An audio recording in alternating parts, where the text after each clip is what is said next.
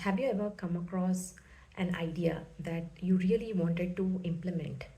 And then when you try to implement, you were not able to sustain it for long.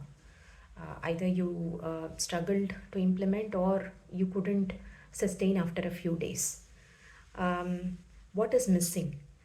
The fact that is missing in this whole journey from becoming aware of an idea, an actionable idea, into taking it to implementation. There is one particular step that we tend to miss. That is called internalizing the idea. Um, Many times, I've also heard this argument that whenever you read a book, note down all the actionable ideas and implement all of them, and only then you go and pick up the next book. In my opinion, it is such a limiting perspective. The reason being that the idea of internalization is being ignored. What is internalization? Internalization is when you are able to connect to an already existing idea in your mind. You are able to convince yourself both experientially as well as intellectually. And this process takes some time. Internalization takes some time. But once you have internalized it, implementation becomes very easy. So, to give you an example, let's say that you have learned that you need to wake up without an alarm clock. You need to wake up on your own. This is the idea that you have learned from somewhere. When you try to implement it, either you might end up waking late, that would cause a lot more stress. But if you try to do that, and if you let me allow my body to wake up on my own, it will take you some time for you to wake up on the time that you actually wanted to wake up. Now, for me, the inputs that came my way to get this idea to implementation is through the books like Why We Sleep. In Why We Sleep, I learned about the importance of uninterrupted REM sleep, especially in the last sleep cycle. When that is interrupted, you just suddenly feel like you're woken up from a dream, right? So that uninterrupted REM cycle in the last sleep cycle is very important.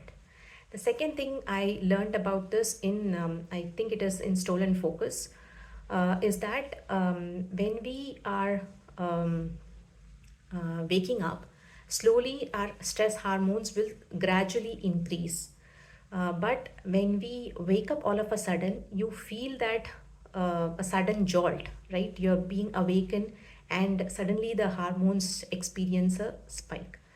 So even experientially, I don't like that feeling of suddenly being woken up due to the sound of an alarm. So these are different inputs. Only when you get these inputs, not just these two books, there are various other podcasts that I have listened to where specifically focused on sleep, where this idea was interpreted both in terms of the whys, what happens, the causes, reasons, outcomes, everything. So all these eventually will help us to internalize this idea so much that you can implement it very easily, and you will be able to sustain it as well. The same goes for any habit that you want to build.